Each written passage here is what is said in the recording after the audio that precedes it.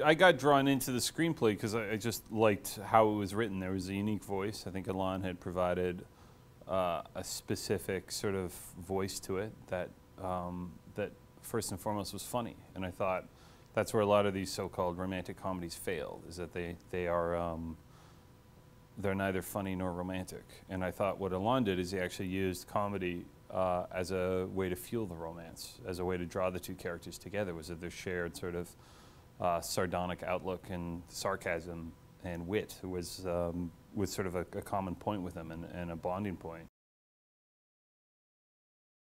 They actually use the sense of humor in the comedy to actually create romance. And for me, it's, you know, anytime, you know, you're trying to flirt with somebody, you're getting their pants, it's about comedy. That's sort of the road to that. So to me, I thought it was a smart and very realistic way of doing it in terms of bringing these people together was through their wit and their shared sense of humor. And they make each other laugh, they make the audience laugh, and I think that buys a lot of empathy for the characters, and you care about these characters a lot just because specifically they make you laugh and they make each other laugh.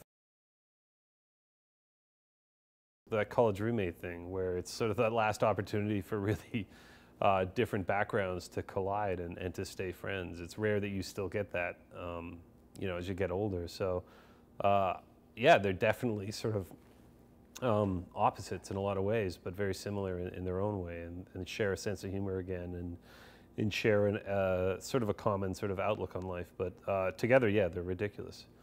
They're hilarious. They couldn't be more different. I thought that scene was great, and it's very easy to sort of play Ben as a villain. Do you know what I mean? To play the boyfriend as a villain, and I thought both in the writing and in Rafe's performance, it was something we tried to do, was to make it not an easy call for both the audience and for Chantry. And I think that's what that scene is. It's a bit of jockeying. They play off each other. Their chemistry is fantastic, and we kind of saw it the second we put them in together at the makeup and hair test way back when. Yeah, Zoe just has a great physicality to her. She's also, just the way she moves and the way she, you know, she's got a great, I don't know, there's a thing to her that I love, and you just deeply care about her. And she's also funny as well, and smart, and a screenwriter in her own right, so understands the story and the process of making a film, and is a fantastic presence on set. So their chemistry has been amazing. Dan has more experience than anybody on this set.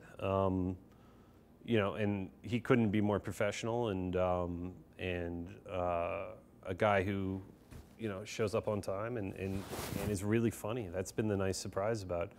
I mean, that's obviously, it's a comedy, and that's what you're looking for. But he's surpassed my expectations in terms of how funny he is and how great he is on his feet with improv and just coming up with great bits.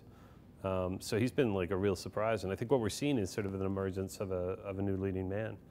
A guy who's sort of had a lot of success as a teenager, and well deserved, but now he's all grown up, and I think he's ready to take that next step, and he's amazing. The thing about Toronto is that there's a ton of water around it, and that's sort of something we try to key into, is that try to find the romance by the beaches and in the east end of the city, and try to capture it that way. And I think we did.